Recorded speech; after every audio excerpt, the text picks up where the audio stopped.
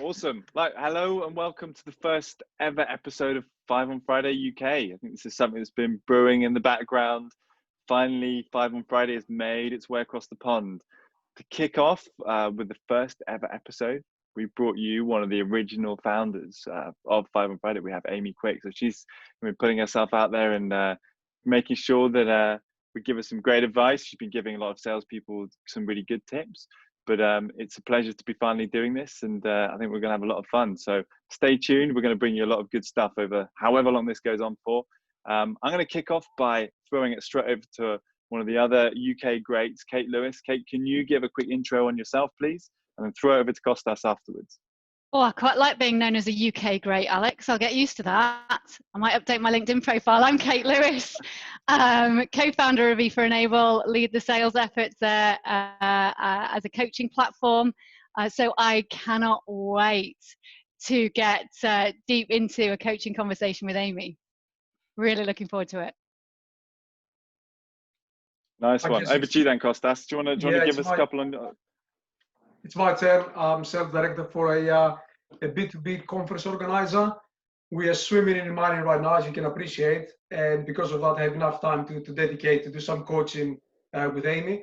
I manage teams in Singapore and London. And I'm interested in doing this because I've sold unsuccessfully to CISOs back in the day. And I just want to figure out what I did wrong, maybe 15 years after I failed. So that's me. Nice one. Costas, who are you going to hand over to next? Oh, it's David, isn't it? Yeah, it is me. Thanks, Costas. I'm David Lowe. I'm related to Amy. I'm her uncle, so I'm not going to let her off easy on this one. I basically run my own company, davidlowemarketing.com. I've been in sales, got into sales years and years and years ago. Built an e-com company, so I've been into e-com distribution as well, did that, which is still running today, still a successful company in the UK.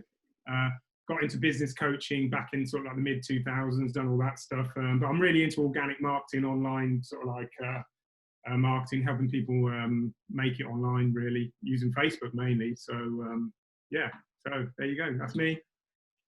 Awesome. Okay, well, look, we're gonna bring in Amy in a second. Just so for those who don't know me, my name's Alex Olley. I'm one of the co-founders of a company called Reachdesk. I run the revenue and marketing function. So trying to join sales and marketing together. Finally, it's that scary thing that salespeople were all afraid of. But I like to bring sales and marketing together. My background is in sales, so I'm here to sort of try and help other sales professionals with those little tweaks that they might need.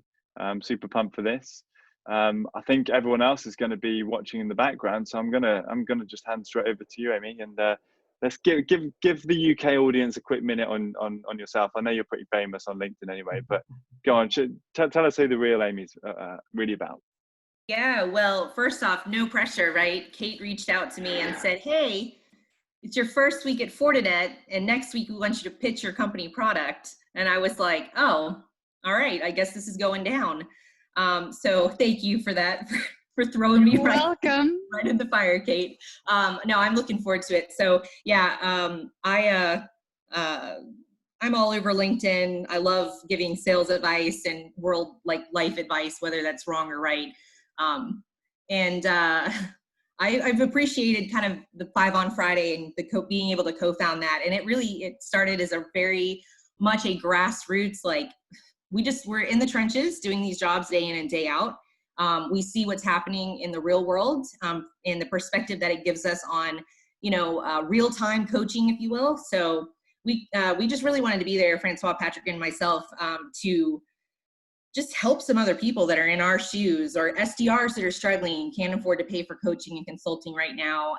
And so I'm very, very excited to take this across the pond and kick this off to you guys so you can own this. And looking forward to the collaboration too between the US and the UK. I think that's going to be a really, really big dynamic moving forward, I think, to help kind of bridge that and make sure that UK companies are able to sell into the US effectively, and how can US sales reps really help them with that goal and that objective. So very excited. And a lot of you may not know, but I actually am half Brit. My uncle's in there.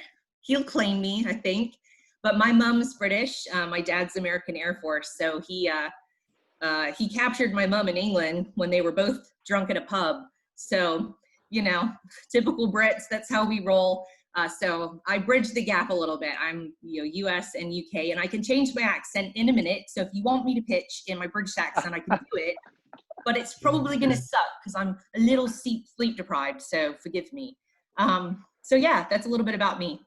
And I think that's a glorious thing. Amy, just real quick then, can you just very, very quickly, whilst I've got you on that, I'd like you to introduce your fellow Americans, but in your English accent, if that's okay. Tell us who else is watching in. So I can do that, certainly. Right, so we've got Francois Bourdeau, the French Canadian, my co-founder and homie. And then we've got Patrick Tawny Tango Downs, also my co-founder. And Tab the recruiter's on there somewhere, Tabitha, representing. There you go. And then Justin Michael the Machine, right? TQ, big shout out. Yeah, there you go. How'd I do? Was that okay? 11 out of 10, love. That was awesome. Very good. I love your English accent. What province of England does that put her in? Because I broke down all the Game of Thrones accents by region. Was that be Southern England, Northern? She's Middle Earth, I'd say. Middle Earth. Middle Earth. Cool. Yeah, most Americans, when most Americans try and put an accent on, they normally sound like something like Mary Poppins. So she did pretty good. I sound Australian. Can't help it. We'll pull you up at that at the end, Justin Michael. Right, I think, guys, I'm going to move it along. Amy, we're going to put you on the spot. Are you ready? I'm ready when you are. Okay. I'm going to hand it over to you, Costas and Kate, and I'll hop in when, as and when needs be. But you know the format. Let's go.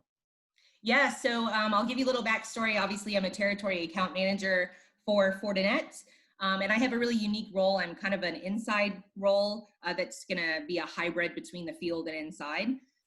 So I am, this is just going to be a general cybersecurity discovery call today. So Fortinet has like a really broad spectrum of products, and it's just too broad for me to get into the weeds on this call. So essentially, I'm going to be pitching to a financial organization. ABC Bank is what we're calling it today. And the decision maker persona that I'm going after is CISO. And the backstory is that my BDR, Tawny, actually booked this meeting for me. So there's a little bit of understanding and general interest coming into this discovery that I'm gonna kind of kick off with. So I'm ready when you guys are. I just gotta share my screen and get rolling. Okay. Let me know if you can do it, Amy. You should be able to. Yeah, hold on one second. I gotta pull it up. No pressure, guys. I just did this with my manager yesterday, so. All right, I'm getting ready to share my screen. You guys ready? I've never been more ready than this. I'm on the edge of my seat. It's outrageous. That's because you've had a really big beer. Can you see it? Are you seeing the slide, the Fortinet slide? Yeah. Yes, all good. If I were human, I would express emotion. What'd you say? If I were human, I would express emotion. Yeah, hold on. I'm just moving my tiles around when I'm okay. So first off, thanks for joining me today, Kate and Costas. I know we haven't had the pleasure of speaking before, so it's very nice to officially meet you. And I hope my BDR Tawny took care of you last week when setting up this time for us to connect. Good to How's meet everyone you. doing? Good. All right, well, before we jump in, out of respect for your time, we're scheduled for a 15-minute call. Do you have a hard stop at the end of that? At the end of 15 minutes, yeah, I do. All right, well, Tawny probably explained that this call essentially is to help you guys understand if there is a need or a project that we can help you with at ABC Bank. And if so, just establish some next steps following this call that make the most sense. Does that work for you? Yep. All right. Oh, I can't, hold on one second. There you go. Can't see anything on this. Technical difficulties abound in the world of sales. Okay. At least I know it's live. I know, no pressure. Okay. Stupid thing. Okay, so likewise, out of respect for our time, if we determine that during this call we wouldn't be a good fit, are you okay with telling me no and vice versa? I think that's fair, yeah. Okay, well, I'm gonna jump in. So, sorry, I'm working two screens here. Okay, so from my understanding, you're considering security automation solutions. So how familiar are you with Fortinet and what we're currently doing in this space? I mean, they pop up all the time on my feeds. I'm pretty familiar generally in a broad sense, but probably not specifically on your product sets. Okay, and Costas, yourself? Same like Kate, yeah. Okay, Not well, familiar, but I know it, yeah. all right, awesome. Well, this is my my obligatory brag slide that corporate, I have to represent. So you'll notice in the middle of the screen here, in this massive circle, that Fortinet is the #1 cybersecurity company in the world. So I hope that's one of the reasons why you jumped on the call, but probably isn't. So we're going to get to the nitty-gritty about why you're on the call here in a minute. But just for the sake of kind of giving you a little bit of a backstory on who we are, Fortinet has approximately 450,000 customers, and we protect about 70% of the Fortune 100 companies. So globally, almost 1 in 3 appliances that are shipped are Fortinet appliances. And the most important thing to note today is that we really have a strong foundation surrounding the culture of innovation. So heavy investment in research and development. So today, Fortinet has issued close to like 700 patents, which is more than 3 times our nearest competitor. So what that means for our customers and partners that work with us is that you'll never really lag behind on protecting your IT stack. You'll more effectively avoid costly breaches. Your teams are going to work faster, smarter, and your company is going to maintain that critical edge needed to be the leader in your industry. So that is my brag session completed. All right. So you probably do, but I'm going to ask anyways. Do you currently have a cybersecurity process in place? And if so, how secure do you feel with its current level of protection? On a scale of what to what? There's always gaps. Security is always moving. So we're always moving with it. We do have a framework in place. But like I say, it's an ever moving beast because we have to keep up with the bad guys, right? Right. Yeah, that's true. And I mean, we hear that often. I mean, that is the prime objective of most companies nowadays, is just keeping ahead of the threat. So walk me through what I mean by that is, across the spectrum for cybersecurity, you're going to have to be protected at every angle from end to end. So what are you currently doing in your process? What tooling are you using? And really, where do you feel like the holes exist for you? We've got a real focus at the moment on kind of bringing up to speed our incident response. It tends to just suck all of our resources out of the entire security team when we have a particular incident or breach. And that obviously distracts, and sometimes that can be a false distraction across the board. And it means that some of our compliance stuff gets left behind because everybody is working on the incident response and not focusing on the compliance aspect and the proactive stuff that we're working to. And my job is almost eternally at the minute recruitment. So I've got a real skills gap because we need to focus on bolstering up our incident response and our compliance teams. Yeah, and Costas, from your standpoint, do you feel a lot of the same pains in your role? Yeah, I guess automation comes to mind, and a lot of legacy, and yeah, automation of processes is front of mind for me, alongside what Kate just mentioned about staff that need to be trained or retrained. These are the 2 things that are front of mind. Okay, well, that's those are all areas that we're going to touch on today in the call. Those are common concerns for most of our customers. So I hope by the end of this call, you have some peace of mind and, wanting to move forward with looking at how Fortinet plug those holes for you and make your teams more efficient. To start with, our end-to-end spectrum, we covered the entire security fabric. So Fortinet has the broadest portfolio of products that are organically built from the ground up. And when I say organically, what I mean is they're built from the ground up by Fortinet to offer the best integration available. So all of our product suites integrate fully with each other, and including some APIs that actually integrate with our competitors' products as well. So essentially that lucrative, single pane of glass, solution that is such a high priority for senior leadership, ultimately that's our goal. So full disclosure, moving forward, if you end up partnering with Fortinet and becoming a customer of ours, I'd love to have more conversations like this with you so that we can figure out a way to comprehensively cover you the end picture. And just to mention too, we also cover multiple form factors. So we cover cloud, VM, all your endpoints, everything. So let me ask, as a major player in the financial industry, how important is it for ABC Bank to maintain your regulatory compliance?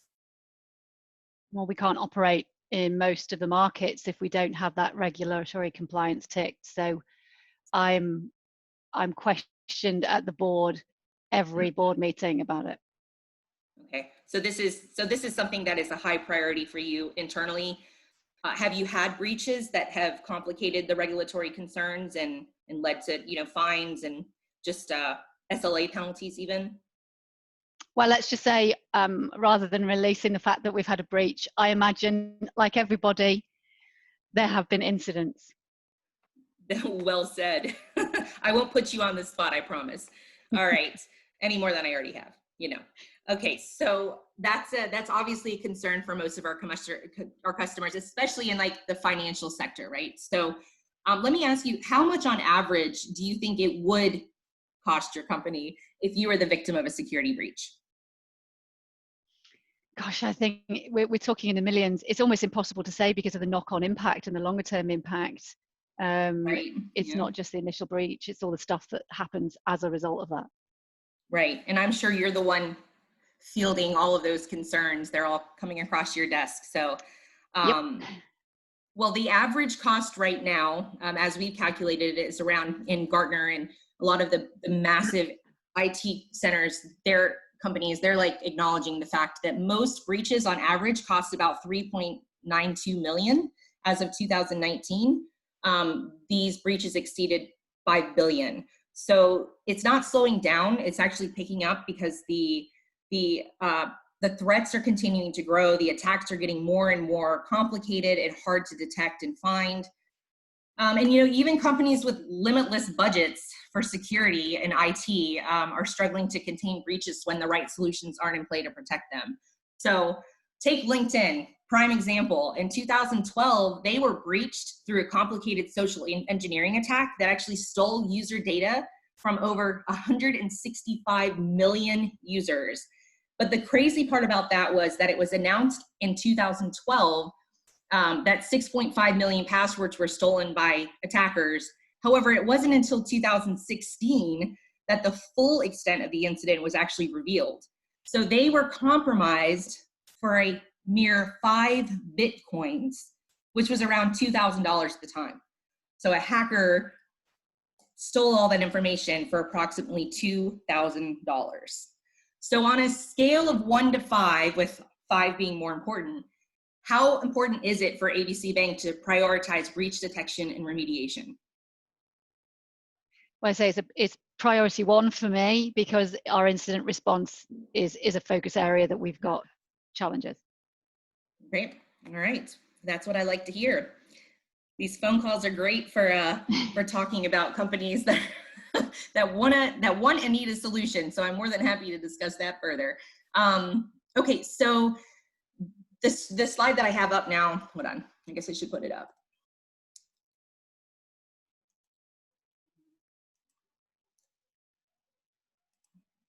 I just realized that I didn't move my slides at all. You guys can nail me on that at the end, okay? All right, so. Noted. So this slide here, obviously there's many pain points that we acknowledge and identify that our customers are experiencing day in and day out. So the problems that are reflected on this slide, what would you say is your highest priority to resolve right now? I would say it's a combo of the middle two. So because we're getting too many alerts, it's manual and we've got a slow response. So it's sorting through the real from the not. Right. Yeah, that's the too many alerts is an interesting one, because, you know, a lot of companies out there, I mean, you have solutions in place, right? You obviously are getting alerts, but the problem is when there's so many false positives mixed in there, they start getting ignored. So that is a common concern that we have, that we are more than happy to address. So I just want to move forward and see if you have any questions. One, do you have any questions for me regarding what we've discussed so far, or anything that you want me to touch on a little bit more in depth on this call while we're on the call? No, I mean, I think if we dig deeper in another session, I'd be interested about how you kind of integrate into our existing ecosystem. I think you mentioned that would be an area I'd want to explore. But okay. Well, based on this conversation and the understanding that for you, it's going to be very important to minimize false alerts, really find some automation solutions that help you keep and stay in front of the threat, so you're avoiding those regulatory and compliance issues and SLA penalties and everything that we know are inevitably going to pop up as this threat continues to grow. I say that, you know, and you can agree with me if this is makes sense to you, but the next logical step would be to do a technical demo and actually show you a variety of the Fortinet solutions. This technical demo would typically be about 60 minutes and would just kind of cover several of the product suites. And we can kind of dig in a little bit further on that demo to figure out exactly where or what product line will more effectively cover the problems that you're having currently. So let's put our calendars together and see what day next week or the week after makes most sense for you to schedule that demo, if that's okay. Yeah, sounds good. All right, so I have my calendar open. Would this same time next week work for you and your team? I'll have to coordinate with the team. It's clear in my diary, but let me come back to you with the team. Yep. So what I'll do is I'll just send you a calendar invite right now just to kind of hold the spot. If that time works, then great. If not, then we can kind of flex on that. On my end, I'll have to get one of my security engineers on board too. So we'll work with each other to nail down the right time. Who else would you be bringing on the demo from your team? My incident response manager and probably my compliance manager. Perfect. Okay, and for the sake of clarity, is this a current budgeted project for you in this current fiscal year to actually find and implement automation solutions for cybersecurity, or is this something that you would need to find budget for to make happen and really decide if it's worth the value following the demo? It's fluid. I have a risk-based approach that I would discuss with the board, so it's a fluid process, shall we say. That is a phenomenal answer. Aren't they all? So, okay, well, that's fine. That just gives me an understanding of, you know, in full transparency moving forward. And right now, what I'll do is I'm going to send you an email. Just let me know when you receive it. It's going to have the calendar invite in it. And I have gone ahead and sent it. Did you let me know when you receive it on your end? Yep, got it. All right. Well, I very much look forward to meeting your team next week. I'm going to send up a follow-up email with some additional resources for you to check out in the meantime. And if you have any questions for me, and again, if we need to flex that time, let me know. But I certainly appreciate you joining me on this call today and look forward to working with you guys more. Cheers, Amy. That was great. Thank you. Thank you. All right. Woo! Amy fucking quick, ladies and gentlemen. God damn. That's how I roll. Woo! So funny thing, how long have you been in training at Fortinet, Amy? I haven't. I've literally just been watching videos. Seriously. I've only watched videos. I haven't done any training. It's in the DNA, my friend. It's amazing. Some stiff tea. Other than, like, I didn't move the slides because I was like, I just got my second screen. So I've been on this tiny little laptop for like 2 weeks and they finally gave me my new screen. So I'm like over here, like not moving slides. So whatever. I'm literally ready to go and have a chat with my husband after this as to whether we can get enough budget together to buy an incident response solution from you, Amy. I don't know how it's going to help my house, but I'm nearly there. Well, you know, all endpoints can get hacked, including home security systems. Wow. enough already. No, thank you. I'm in. Oh my gosh, I can keep selling if you want, but you know. Amy, I love you so much. I can't even. Like, you're so good. So, Amy, my my fried first right now. my first thing really is that how did you find that? Well, I mean, it was like shit. I didn't move any slides for like a full 5 solid minutes. So if I'm being completely critical, for me, I'm like, I hope my personality and the questions I was asking made up for that. But you know, for me, that would be like a, I don't know. I would have been really, I'm hard on myself. So anyways, so I'm a perfectionist. So I'm like, yeah, that could have improved. But overall, I felt like, gosh, I don't freaking know what I'm talking about yet, you know? So I really had to fake it on this call. I'm just gonna dig in and see if I can ask some relevant discovery questions and hopefully it won't get too technical. So I think with that in mind, that and the lack of sleep, I think I did all right. I already know what I would work on, but I'm curious to see what you guys think. So Yeah, well, I'd like to hand it over to Costas first, if that's all right. Costas, have you got any thoughts on Amy's approach? Yeah, I think you know, hands down, that was great. I mean, like you said, you delivered a lot of information in a way that I can understand it, and you kept me engaged. I didn't realize that you need to move the slides because I was just obviously looking at something in front of me, and it made sense that you wouldn't move any slides. I don't think you had other slides, and that's a very good thing. I just want to you know, the delivery was great. Is this, have you sold before in that space, CISOs and everything? Okay. no, so my last job was selling more at the technical champion level, and then Right. we would move up to the executive level. So my language on an executive level conversation would be totally different from this. It would be far less technical and more like, you know, aligned with their business objectives. So this is something I did at my last job as far as from the technical standpoint, but totally different product line. So cybersecurity is a whole new world. So I've never sold anything like this. I think because you're obviously naturally smart, and I think that you're listening. You were able to pick some of the pain points that me and Kate told you that we have. There were 2 different pain points, and what I think you did extremely well towards the end of your pitch, you bundled them together, and you spoke about the slow response, about the people that need to be trained, and how can this affect, you know, a breach, for example. I thought that was great, because, and that's the good thing. I think that what I would develop a bit more is when we both spoke about our pain points, I think you missed a golden opportunity to ask us, because there were 2 different pain points, right? And I presume that we both stakeholders, but we see things, either we see things from different point of view, or we have different remits at our job. Just to understand a bit more, why is it, you know, the people that are not trained, the legacy, the slow response, why is it more important to me, where Kate was way more technical, just to see if you leave anything on the table, anyone else you might want to bring in to the next meeting. But I think you're very naturally very smart, and you grasp it, and you said, okay. And for me, it was enough, because I'm not very technical. I'm not a CISO. I just do not know if a CISO would have given you more or less information to pick up that pain.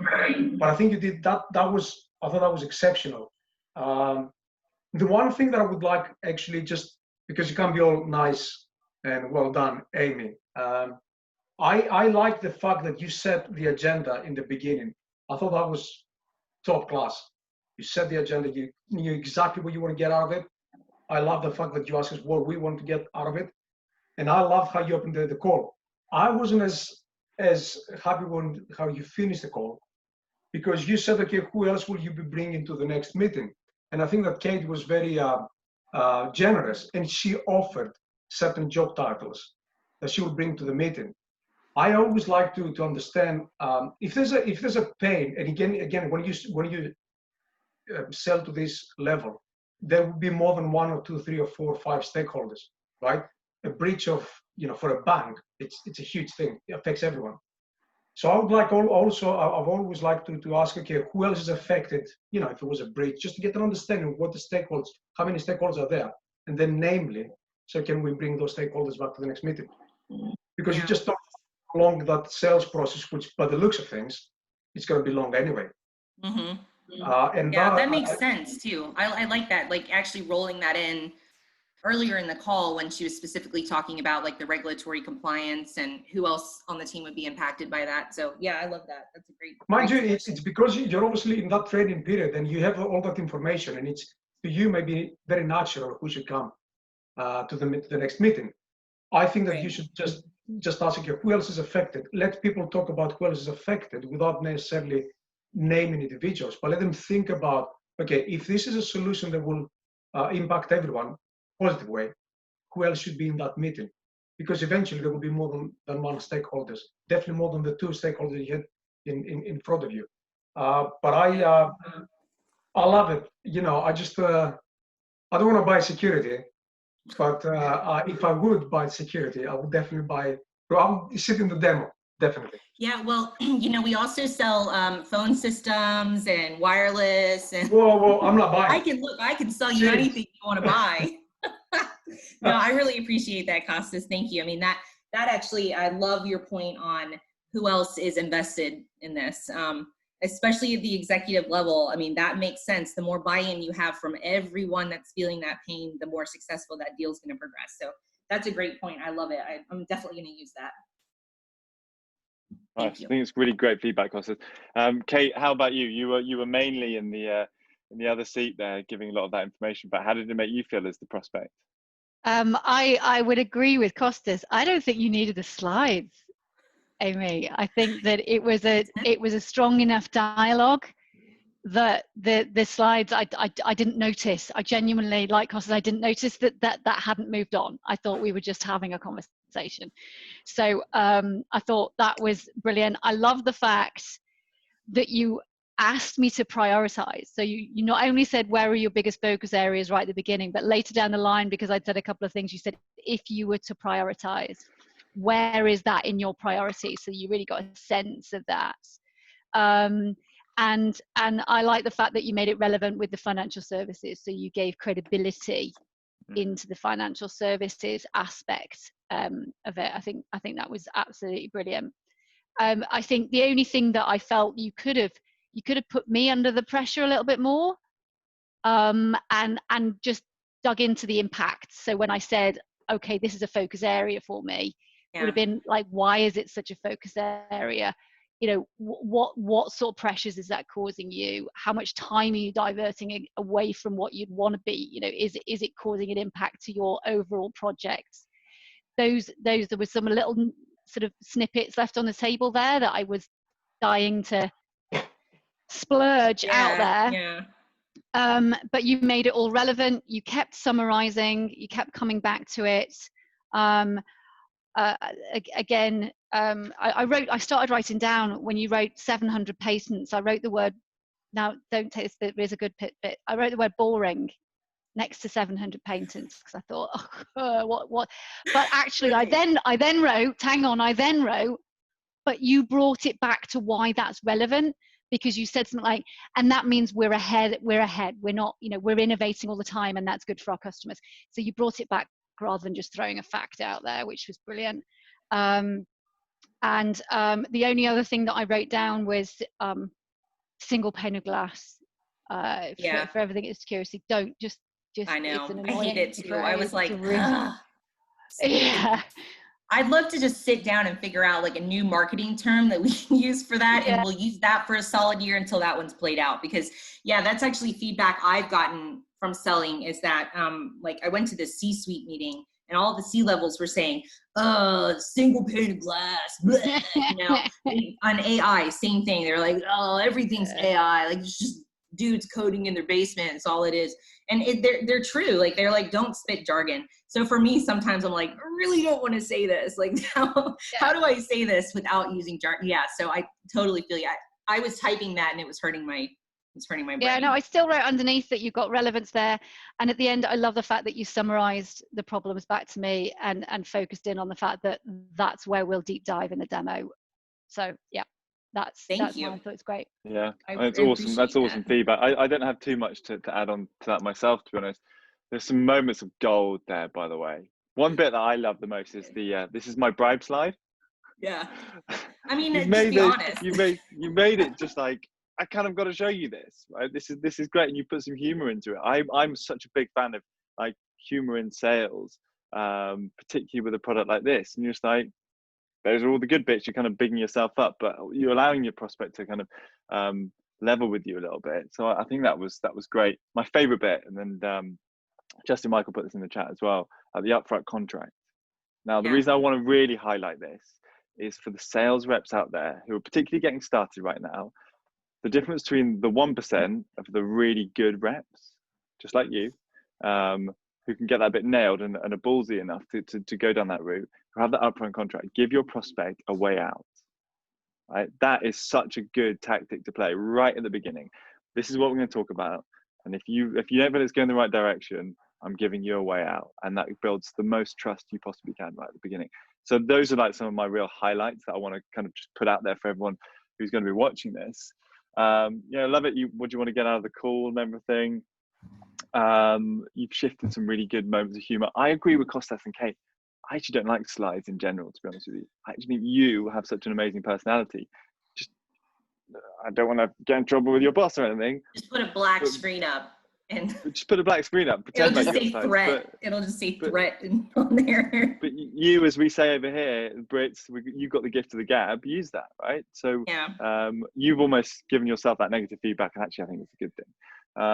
The only kind of things I'd sort of zone in on a little bit more is like, that part where you're saying, on the next call, we're going to bring these people in, right? Yeah. I always get my reps to research those people as to who those ideal personas would be and actually have them in the CRM. I know these 4 guys are probably going to be interested in this. Now, should we bring them in? And if so, what do they really care about now? Do they tie in with the same problems of what you've got?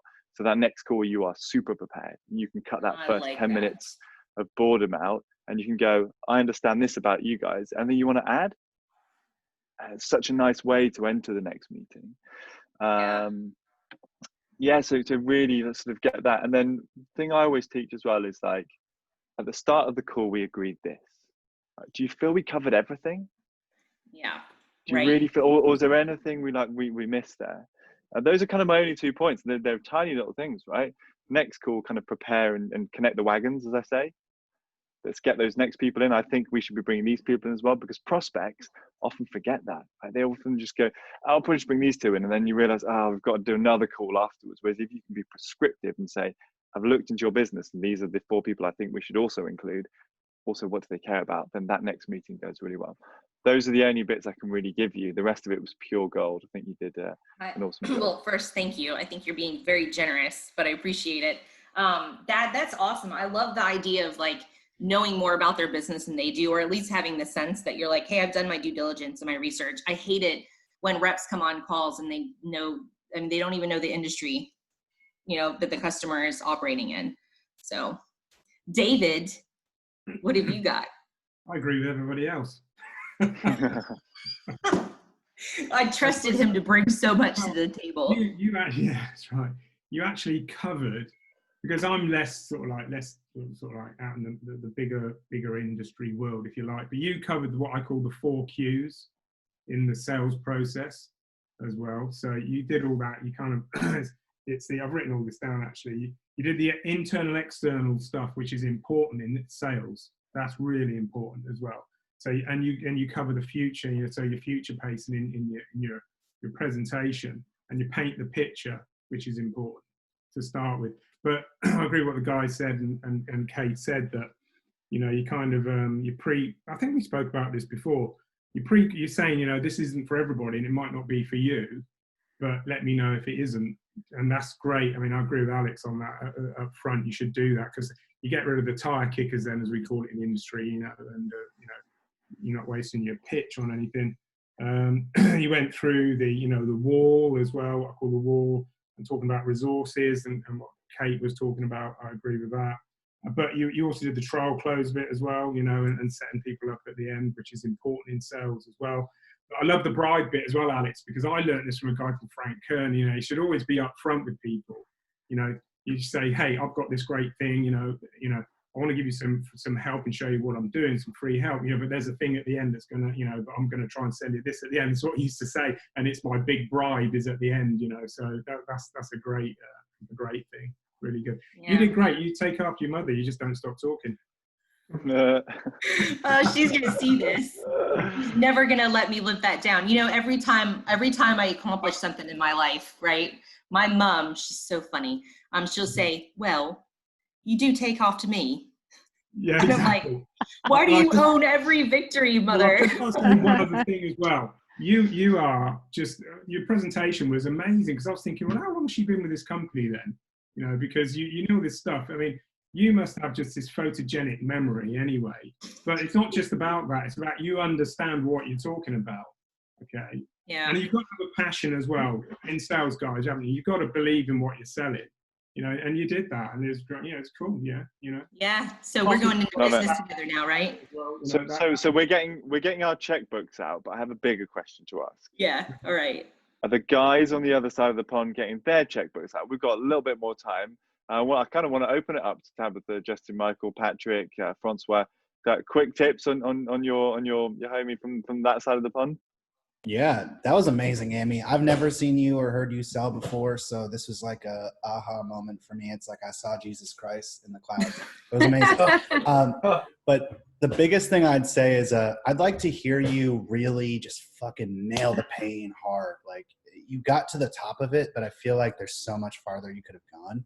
And there's a technique that we call double clicking internally. It's just really taking whatever thread you find and just following it all the way down. So somebody says they have a certain problem, and then you're asking like, okay, here's some context. Like for me, document storage, right? Where are they stored right now? Okay, what kind of problems is that causing? And then what happens then? Who has to deal with that? When they have to deal with that, what happens? And just like following it all the way through all the different possible departments that might be impacted. And then that's also a way you could figure out who might need to be in the call, and then figuring out what they care about. And just really nailing it in. And then even using something like the Sandler pain funnel, getting an example, getting them put $1 on it. Have they tried to fix it before? Like, how long has this been happening? Like, is it building up? And just like building a huge case of pain where I can have like 2 or 3 paragraphs of notes about why they need to make a change and why not. That's my biggest feedback. Everything else was awesome. Thank you. I appreciate it. It's insane. I've been wanting to ask you if I can just shadow you sometime, because I as a recruiter, I am always just interested in diving in and really being immersed in that. So anyway, I just think you did an amazing job. I think that's exactly where I would have said, live in the pain, ask them how they're impacted, but like really make them feel it. Like, well, what happens if you don't do anything, and where that goes. So Patrick already went down that. I mean, I took a bunch of notes and I loved everything that you did. I mean, you talked about the agenda you set, I feel like realistic expectations. You gave them an out with the feel free to tell me no. I mean, the priorities, that was really good. Just like asking her to pick the different, like how she would prioritize. I mean, I think you did a phenomenal job. And I'm just sitting back knowing that you just started this job. So I'm like, mind blown, damn girl, way to go. So well done. Thank you. That's awesome. I appreciate that. Can I jump in, or Yeah, Yes. Go.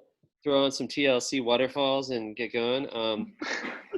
So I usually arrive to these meetings with a 75 slide deck, and I do what Amy does because I'm all about Faulty Towers and Monty Python. I was raised on British comedy. I'm very dry, so I make sense in person. So that's why I use so many emojis to try to soften it as a manager. I'll say, hey, you don't want to see 60 slides, right? And they'll just crack up. And then I'll just go through. So I loved how self-deprecating wit, just like it humbles you. There's this other Sandler concept of you have to be more not okay than the prospect. Like they have to kind of be the smart, intelligent one in a way. Like if you kind of come in and feature dump and show them how much you know, they almost feel like patronized. So it's like, you know your business the best. Here's some suggestions. In the beginning, Costas said automation, and that was maybe a cue for later. I don't expect you in like your first week there to know the automation, but the mistake would have been like, oh yeah, we have the best automation and it's better than Acme Corp. But the spin way would be like, but why do you care about automation? What have you tried on automation? Like, why is that coming up at the head of the call? And then tying the slides to automation. I heard you say at the end, you did tie that pain point. Yeah, and then it's just like that compelling reason. She kind of just waffled like, well, it's always sort of an ongoing thing. Now, come on, there must have been some reason you took the call. Like, did something break?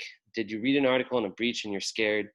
Like, why are we talking today? Oh, RFP evaluation, I got to do it, right? And so I think just drilling into the compelling event, but you hit the marks. I mean, it's really impressive considering how technical this stuff is and how soon you are to it. So yeah, that'd be the feedback I have off the bat.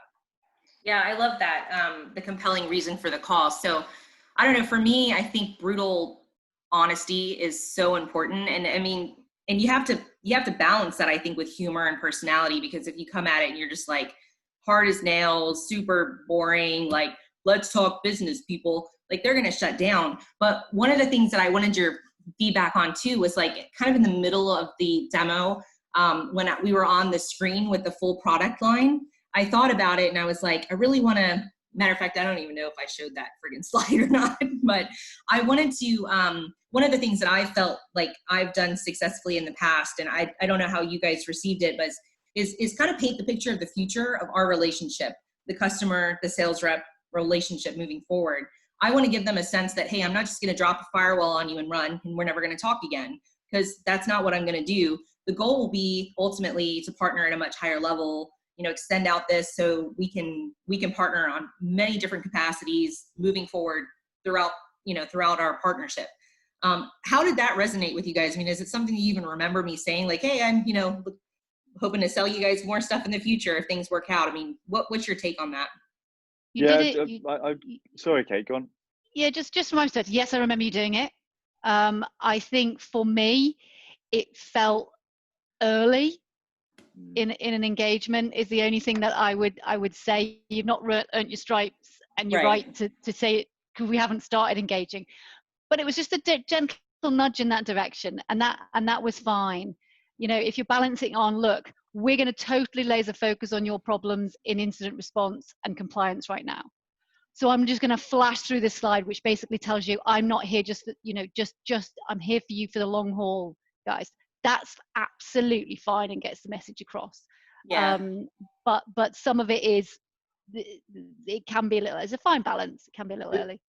Okay. Can I just make a point of that?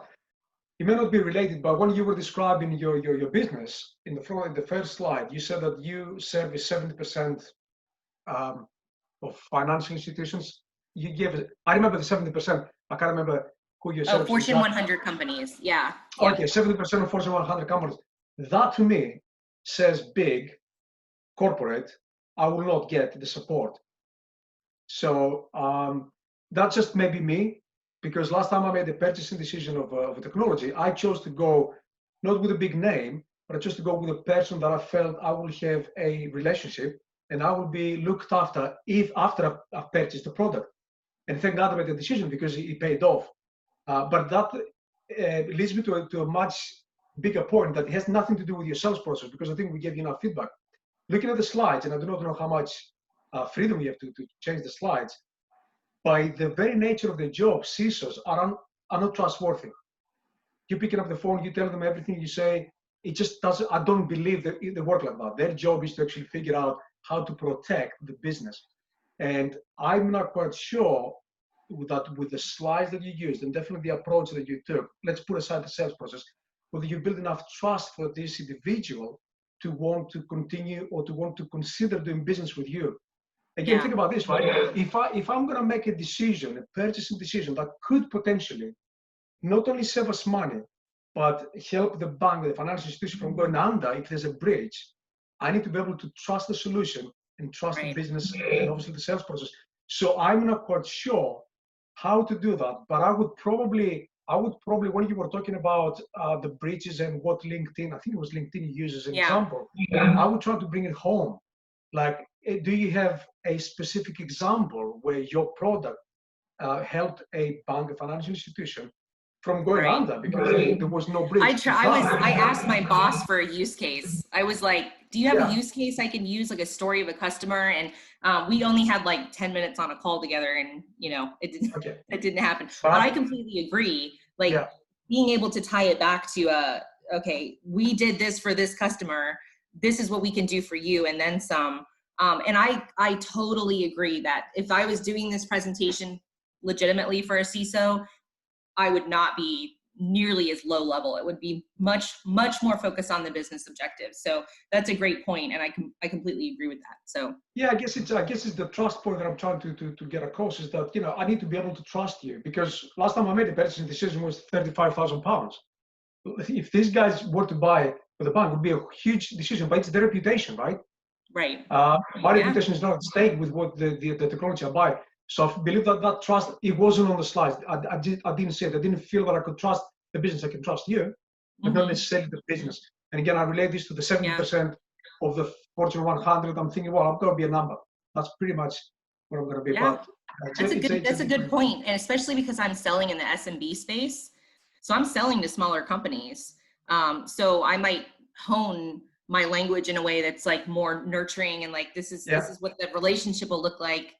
That's a great point. I want to, like, I mean, of course you want, there's a little bit of the wow factor, like, hey, you know, we know what we're doing, but on the same point, I can totally see how they would just think that they're just another number, you know, on the screen. So Alex, you wanted to say something. Well, I think it was actually a very similar point. It's that I always say to people, don't use generic social proof, right? If you're selling to an SMB business, they don't care about what you did for LinkedIn, right? That you've got to be able to do that. Now, my advice, very simply, particularly if you're a sales rep in a new organization, what I've always done, and I've been able to do this 4 times, I've only done 4 different sales roles, but book an hour in with a customer success manager in your organization, right? Buy them a coffee or something and just grill them on how their customers use us right now. But more importantly, ask them things like, what were the triggers that allowed those businesses to start the buying process? What were the things that surprised those customers about starting to work with us? What's the feedback? How are they doing now? Ask all these questions, because then you get it from the customer success manager. And those are way more real than the case study that marketing gives you. And they're way more real time. So I think those are the really good things that I've benefited from. And what I try and do with my team is get sales to talk to customer success and account management, ask those questions, really understand the specifics of the territory and the audience you're selling into, get those use cases, write them all down, and then you put yourself in that top 1% again. Yeah, well, thank you. Yeah, I like that a lot. I think that's a great plan. I'm doing it. So I think we're nearly up for time. I want to get one other person's opinion, Francois, if that's all right. Just prepare yourself for the brutal truth before we wrap things up. Francois, is there anything you'd like to add?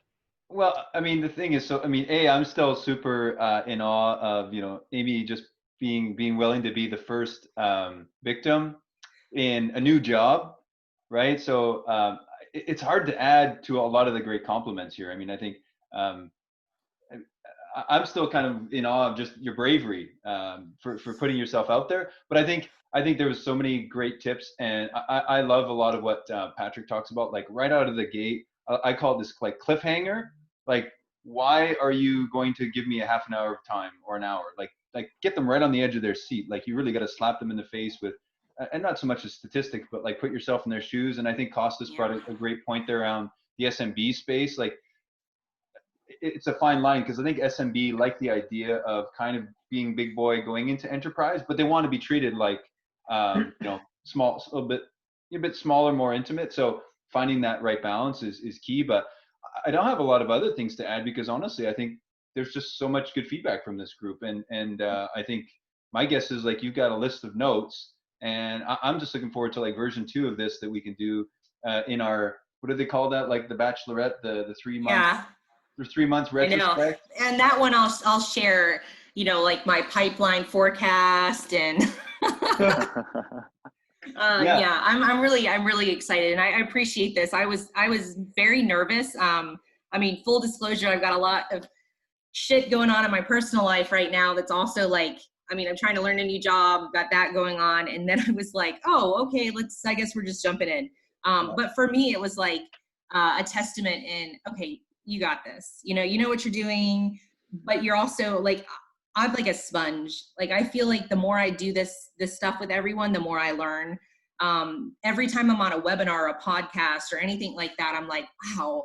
And I leave with a different perspective or a richer perspective. So I'm super excited to get to do this with the UK and get to know everyone on that side of it as well, because I think there's a lot that we can learn from each other.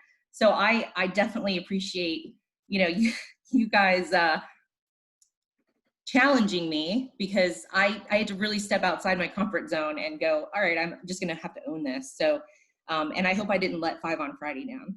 Well, I think this is, for Alex, not selfishly, but I think this is a great way to almost showcase, look, this is what we do. This is somebody who's, was one of the founders and her idea, and she's willing to step right into the ring. So, and I know you guys have got lots of interest in terms of presenters, but I think this is a really fun way to kick it off. I love it. Yeah. Awesome. Well, look, Amy, I like to think that the reason why you've been able to fight through all the stuff that you've gone through over the past couple of weeks is because of your British blood.